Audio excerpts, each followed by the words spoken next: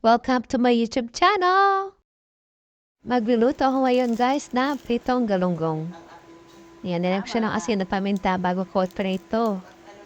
Yan, nagmaritisan pa kami. Ito na nga guys, nala ko na dito sa kawali. At saka ito guys ay ginataang puso ng saging tira namin. Tapos ito naman guys, pepino. Ayan, gagawin kong salad. Yayadyarin ko lang to muna ang pepino. Tinanggal ko lang muna itong dulo niyan bago ko niyadyad. Para mas manipis. Ayan. Ito na guys. Tapos na. And then, kung lalagay maghiwa naman ako guys dito ng kamatis.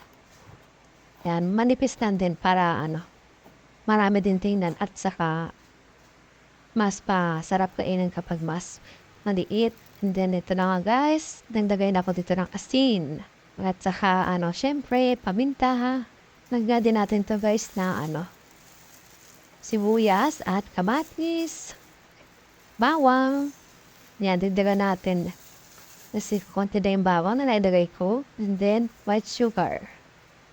After yan guys, lagyan din natin ng konting suka. Yan. Kailangan guys, gimpla natin ng yung bete yung lasa. And then, ito na nga guys, sili. Para may konting anghang. Ayan. Mix na natin to guys.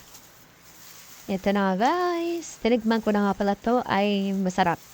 Yan. Sakto lang yung timpla ko. Ito na nga. Nilagay ko na dito sa lagayan. Ayan. O, diba?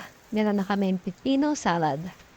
So, yummy. Ayan. Try nyo na rin guys. At ito na rin tong galunggong.